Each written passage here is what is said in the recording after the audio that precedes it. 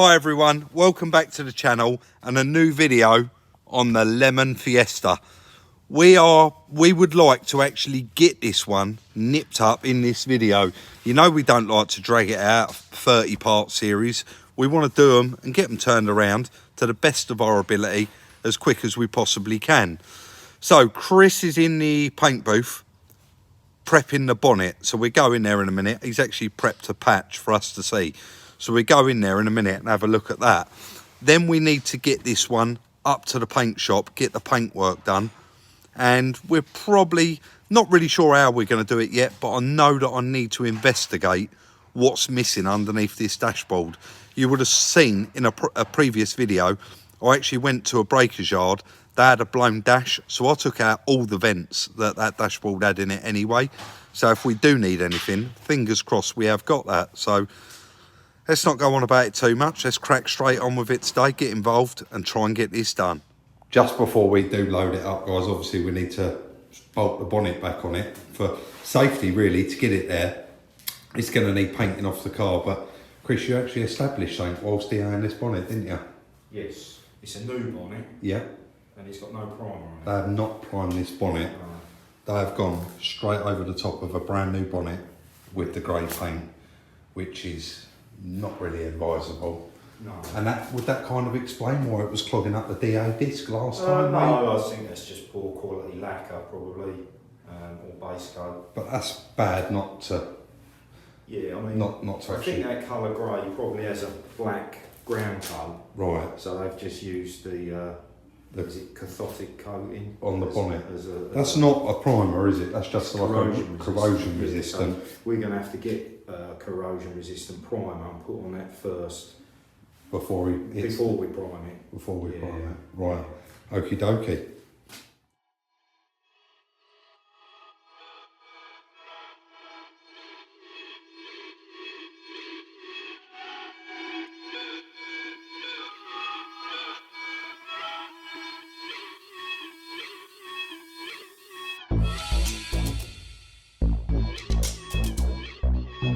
Just to save a bit of time, guys, what I've decided to do is, while Chris is in there prepping that rest of that bonnet and the front bumper, I'm actually going to take rather than pull the whole dashboard out in one hit, because we know that's quite a lot of work, I'm actually going to pull out the glove box, and actually you can look up there and see whether that vent, and to me it actually looks like, I don't know if you guys can see it, you can actually see the wiring in there. You should not be able to see that wiring.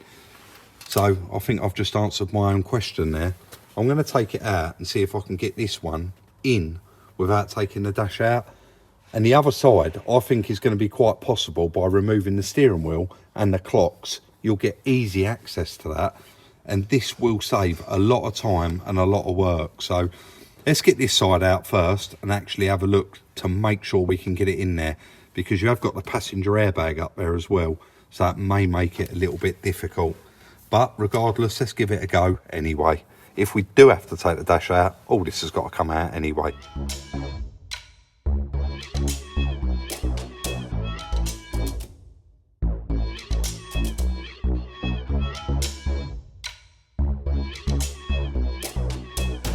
I've just gone in and got Mr. Dusty out the spray booth. He's blown himself off. I really wanted to show this, but I needed Chris's help. You got your tool? Oh, it's already under there.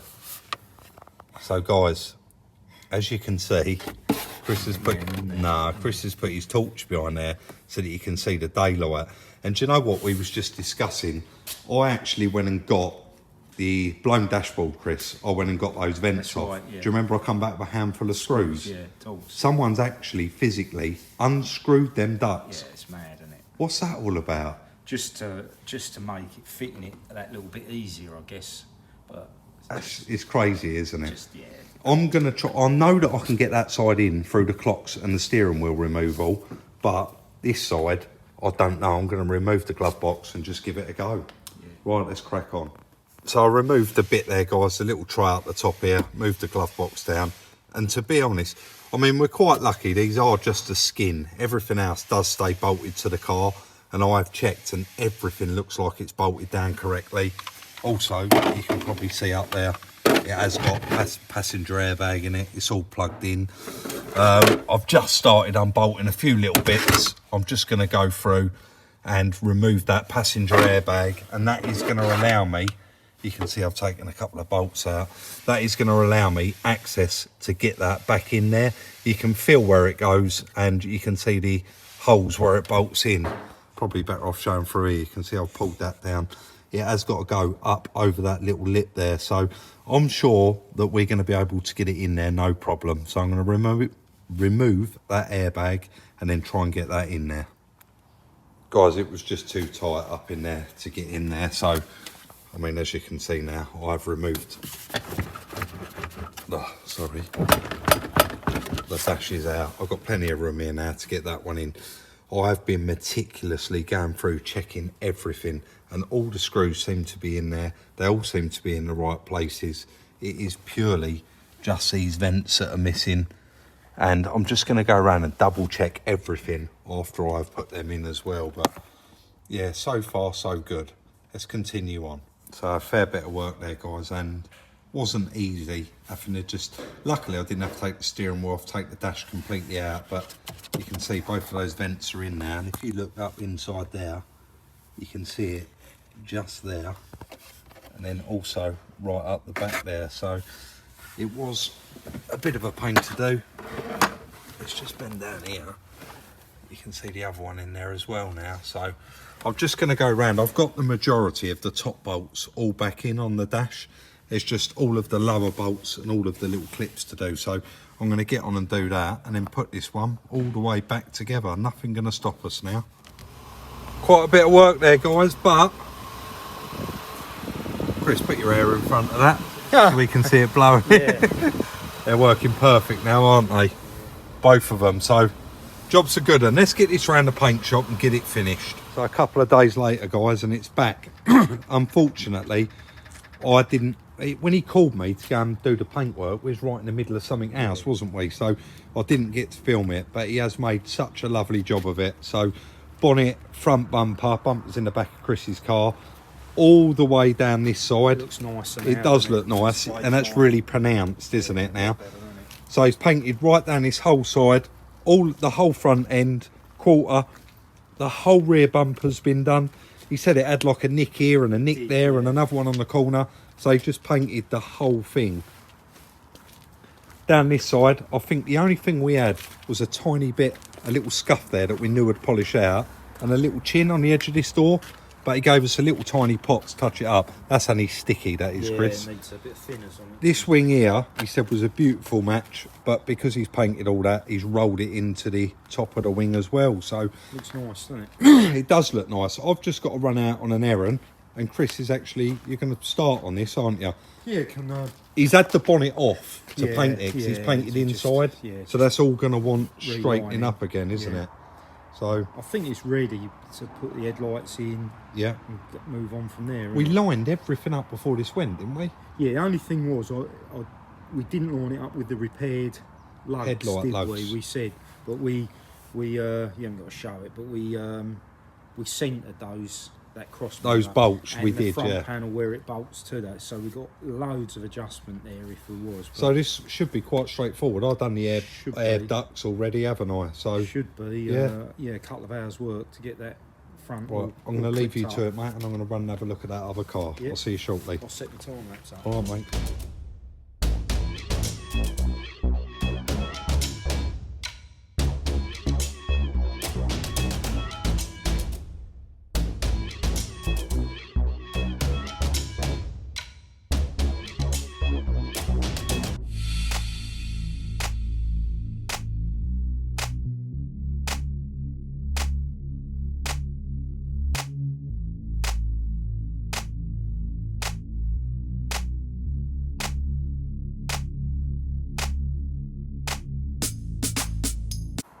He didn't hang about there, guys, did he? I've been gone. How long have I been gone? Half an hour. Half an hour. I just had to pop out and look at a car, and I have bought it. And he's cracked on. Headlights are fitted. You played around with that bonnet as well, Chris, didn't you? It was virtually spot on anyway. So. But I can see you've got all the wiring in there, and all the plumbing's back in. So he really has cracked on with that. What is the plan, mate? We can get this one done in this video. Well, I've put the insulators back in, but we can't put the splashes on until we put the bumper on, and I've got to go and fit the bumper up. You're going to fit the bumper up? Yeah, and right. then that's not going to take long either. No. Right.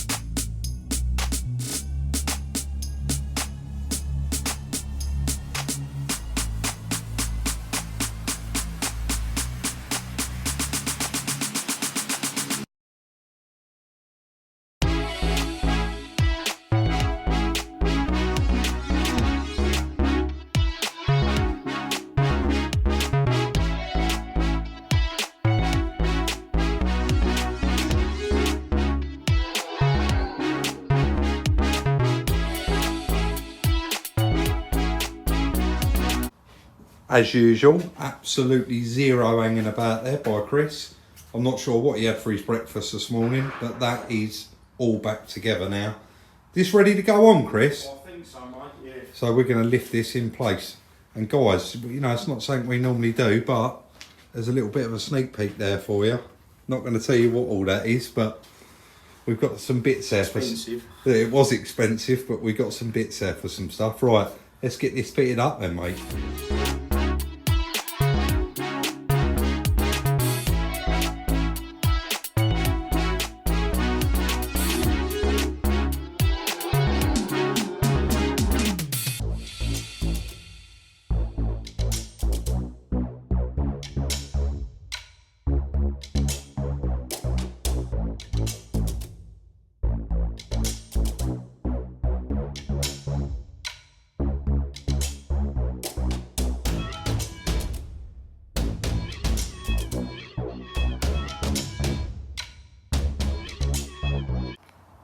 I helped Chris put that front bumper on, guys, and he got involved and actually completely finished it off.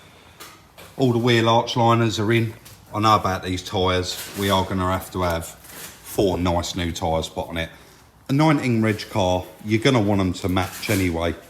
But I think you would agree that does look very, very nice now. I know some of your eagle-eyed people are going to notice that little cable tie there. We are cutting that off in a moment. This silver trim had slightly started coming off this side, so we've put a bit of glue behind there and we're just holding it on. They're actually clipped in and glued on anyway, but look at those gaps on it now. This is exactly how this car should have been repaired in the first place. The gap down the bonnet and the headlight there, and it's exactly the same down that side.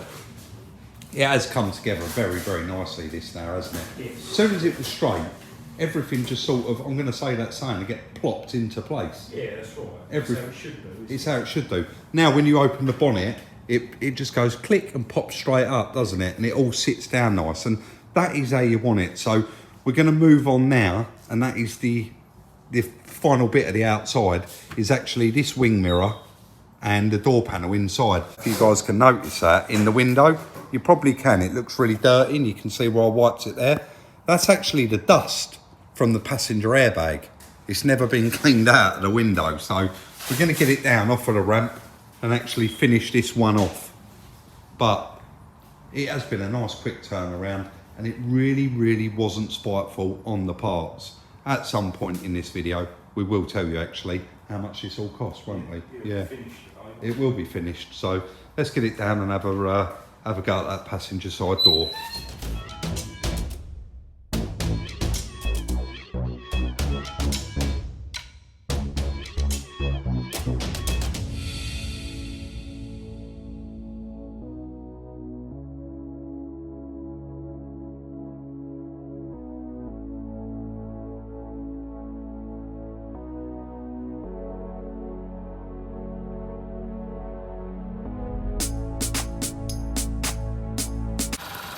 There we go, guys. We've come a long way with this one in a very short period of time. But when we was just pulling it out of the workshop there, Chris said, check the MOT, even though it's not quite 3 years old. What did we come up with? March. It's not due its first MOT till March. But guys, we know where this car come from and we know what it's been through. So what we actually decided to do is going to have 4 brand new tyres put on it. And we're actually going to have this one MOT'd, Chris, aren't we? Yeah. Are you hooking the shelf up? And obviously it needs a very, very good clean as well, but we're quite happy with the outcome. I'm going to run it over now, get them tyres fitted. And tracking and four-wheel balancing. Yeah. We want this one to be bang on, as we do all of them, but it's such a nice new car, isn't it? It's got to be right. We now got 4 nice new tyres on there, guys, as you can see. But this car obviously had been tracked with the bent chassis legs on it. So I really can't wait to see how bad it is out now that the car is straight ultimately. We've got Rich on it, he's the best man for the job. Hopefully it's not too much work for him. I'll let you know how we get on.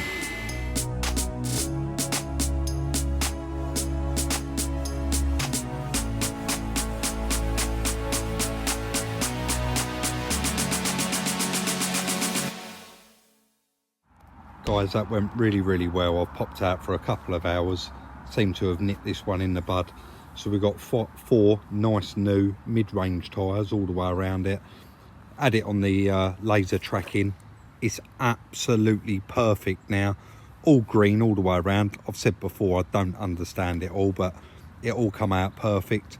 I whipped down to the auto electricians and totally disregard what I said about that sensor on the front windscreen. It was actually longitude and latitude sensor in the airbag module needed calibrating. So because it had crash damage, the longitude was set at a limit and the other one round was at 0. So that has now been done. I think you'd agree this little car's come up lovely. I have just had it valeted, as you can see, and there's some watermarks around it, but overall it just looks beautiful and it looks how it should look. What else did I have done? Had it MOT'd, went straight through, no advisories. We didn't expect it would. We've been right through this car, we've been underneath it, and it is all perfect. Also had the aircon regassed while I was there, so now that is all done. It was on a vac actually, this car, for 30 minutes. So the gas, it has the new gas in it, very expensive, but again, it's all done. So it is that time, guys. Let's go in, crunch the numbers, and ultimately see, was this worth it? Because I know a lot of you was desperate to know what I paid for it. I thought it was cheap at the time, but let's see in the numbers. Guys, the end of the series and the end of the videos on the little Ford Fiesta. And you can see by the smile on my face, I've just done the research and we are happy to go ahead and do the numbers on it. So you guys know that I was going to Birmingham and I was getting a train home, and I dropped off the welfare unit actually to a chap, and somebody had reached out about this Fiesta, and he actually initially asked 4.5. I can't remember. He asked us 4,500 quid, and I went to Chris, "Cool, that sounds all right, especially if you go down a little bit on the price." And he was completely honest, the lad. He said, "I bought it salvage, I had it repaired, and I had it repaired by somebody who wasn't very good at repairing cars," and he really wasn't happy with it. So he'd got a new car and he wanted to sell it. And when I got there, I see the state of it, and I said, "Mate, I couldn't pay that money for it." I was up there anyway. I'd never buy it to get home in, even though Chris made a bit of a joke of it when he see the state of it. You did, didn't you? So after a bit of negotiation, straight away off the bat, he said 4,000. I offered him 3.5 for it. We met in the middle, and I'll give him £3,700 for it. The wing and the bonnet hinges, not going to lie, guys, Silver Lake actually give us those, didn't they? And that was handy because one was in colour and the hinges you painted, didn't you? So they was free of charge. Front bumper, huge shout out again to Eddie. Actually give us the skin. He had hundreds there to choose from, and we chose that one that was in colour. So very minimal work on the corner of it, not a lot at all. and it was ready to go to the paint. And that was free of charge. Front panel, now I actually picked up 2 from the local breakers. One of them was snapped but had louvers, and the other one was perfect, but the louvers, they'd already taken them out for another vehicle. So Chris made one good one out of the 2, and we give 50 quid for that, which was brilliant, wasn't it? What we got here? Oh, headlight repair kits, front crash bar, 2 times shrouds, 2 times intake pipes. That was it. No, that was it. Up to intake pipes. That was all main dealer. Yeah. 323 quid. Yeah. Brilliant. Why didn't they do that in the first place?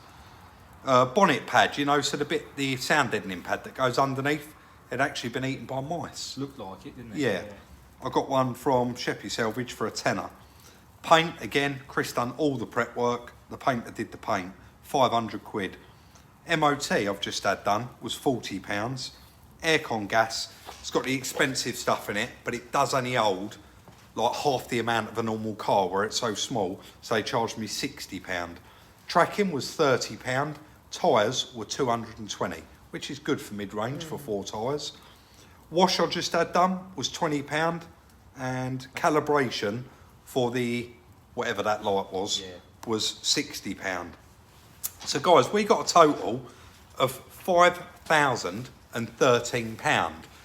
And Chris just said, right, there's the numbers, Rob. What are we going to ask for it?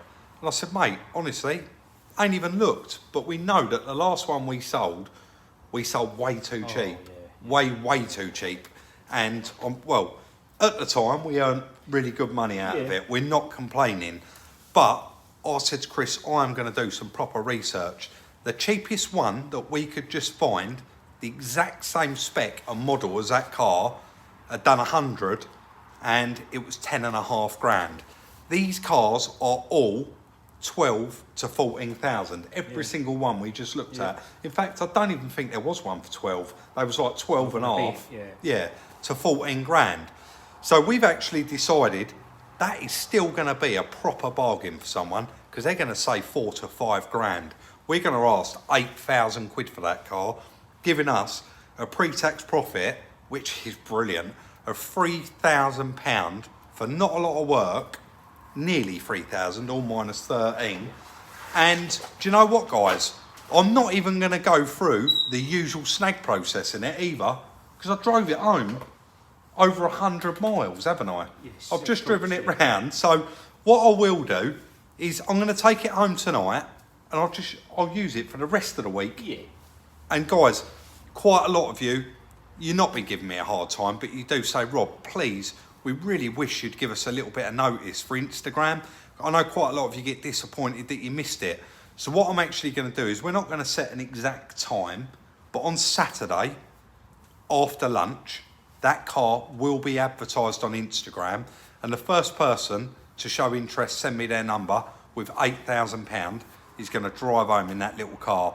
Don't forget, it's just had an MOT, so it's ready to go for a year, guys. It's got 2 keys. There's a book pack with it as well, logbook.